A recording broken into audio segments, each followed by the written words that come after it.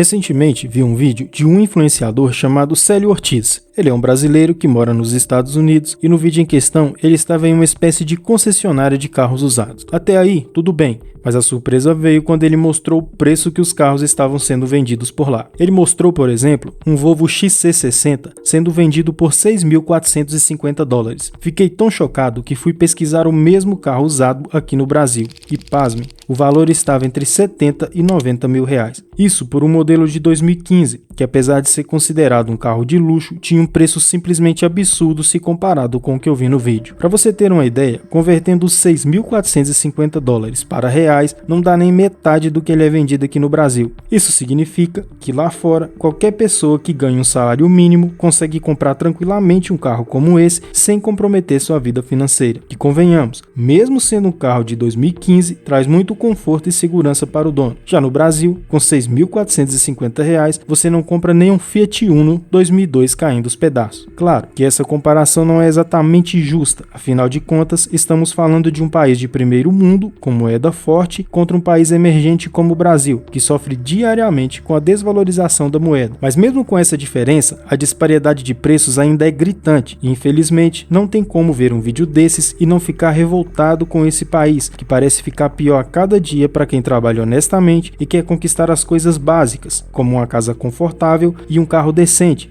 para ir trabalhar e viajar com a família nos dias de folga. Agora a pergunta que fica é, o que faz nossos carros serem tão caros? O que além da moeda fraca e da inflação descontrolada está impossibilitando os brasileiros de baixa renda conseguirem comprar um carro, nem que seja um popular básico, que hoje o mais barato está custando R$74 mil?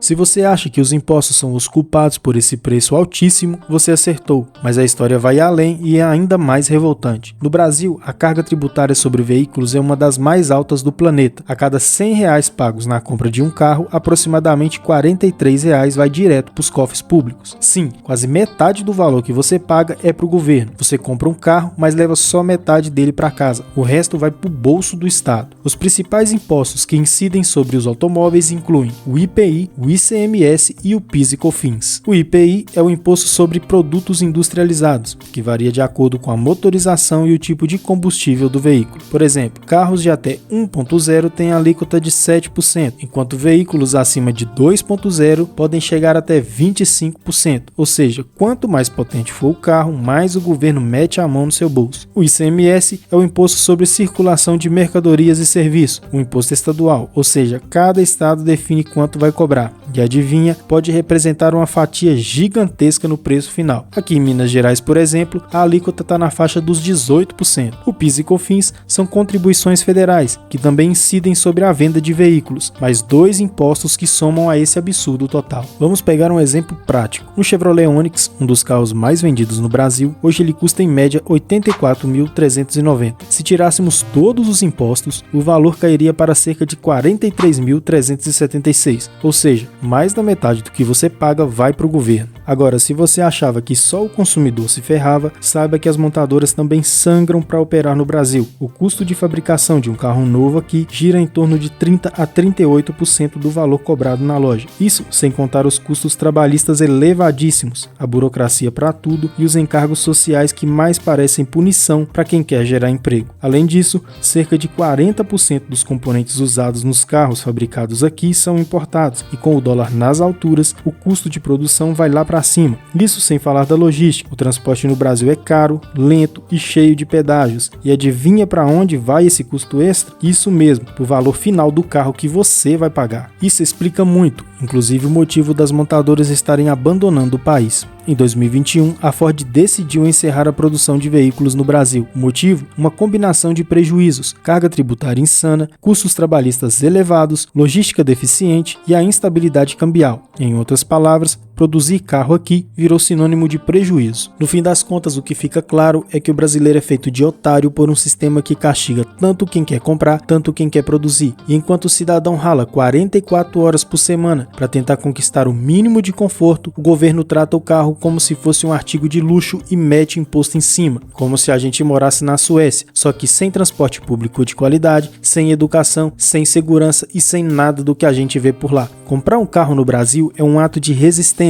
e a maior barreira não é o custo da peça, do aço ou da mão de obra. A maior barreira tem nome: o governo.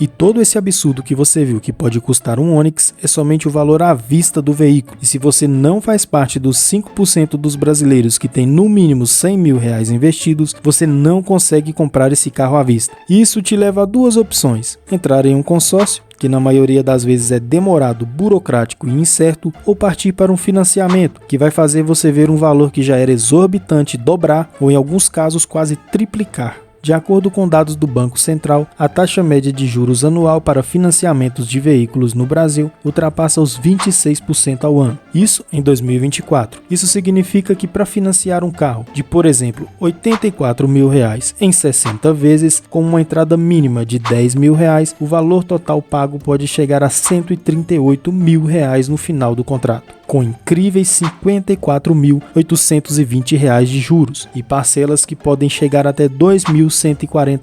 Isso representa 140% de um salário mínimo de um trabalhador CLT no Brasil, o que torna essa compra impossível. Enquanto isso, nos Estados Unidos, a realidade é completamente diferente. Vamos pegar um Chevrolet Spark novo, um carro de entrada, basicamente um Onix aqui do Brasil.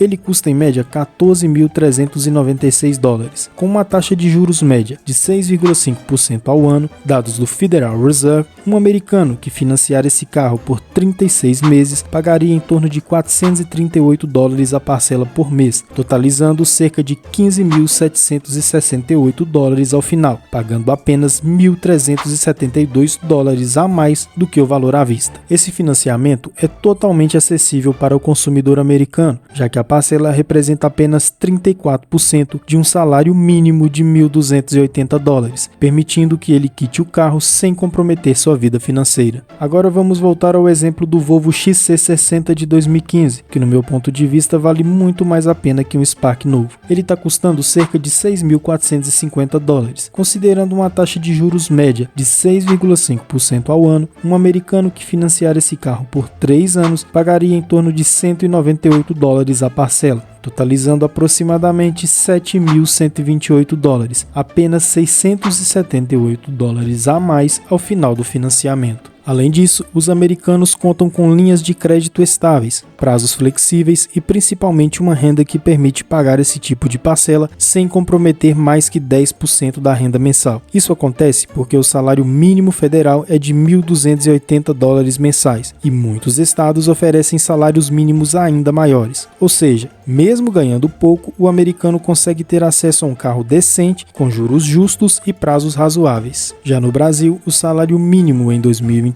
é de R$ 1.512 e mesmo assim, o financiamento de um carro popular compromete mais da metade da renda da maioria das famílias. E tudo isso graças a um sistema financeiro hostil, juros escandalosos e, claro, impostos que devoram qualquer possibilidade de acesso real ao consumo. Enquanto lá fora o carro é um bem acessível e muitas vezes essencial, aqui no Brasil ele virou artigo de luxo e só pode ser conquistado a duras penas, com muito sangue, suor e boletos.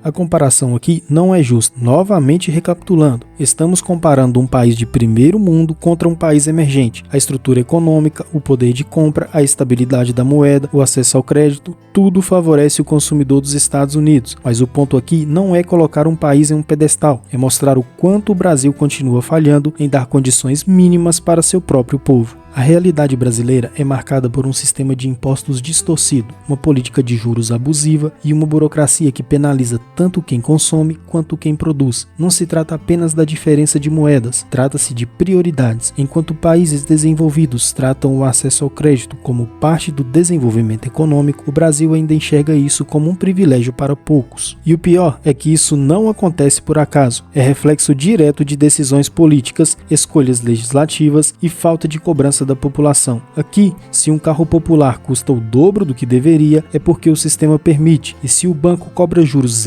escandalosos, é porque há conveniência. O cidadão é deixado à margem, enquanto grandes grupos econômicos e o próprio Estado estão lucrando com as dificuldades do trabalhador. É por isso que a mudança precisa ser mais profunda. O brasileiro precisa parar de aceitar que sempre foi assim e começar a entender os mecanismos que travam seu acesso a uma vida melhor. É fundamental se informar, entender como funcionam os impostos, quem regula as taxas de juro, quem vota no orçamento público e quem define os incentivos e subsídios. Mais do que nunca é necessário um eleitor consciente, porque enquanto o voto continuar sendo usado como descuido, os cargos seguirão ocupados por quem não tem nenhum compromisso com a população que mais precisa de políticas públicas justas. O carro é só um símbolo. Hoje é o preço dele que revolta. Amanhã pode ser o da comida, da energia, do transporte ou da moradia. E a raiz do problema sempre será a mesma: um Estado que arrecada demais e entrega de menos. Agora, eu quero saber a sua opinião. O que você acha desses preços absurdos dos carros aqui no Brasil? Deixa a sua opinião aqui nos comentários. E se você quiser saber qual o novo escândalo dos Correios agora em 2025, clica nesse vídeo que está aparecendo aí na tela. Muito obrigado pela audiência e até breve.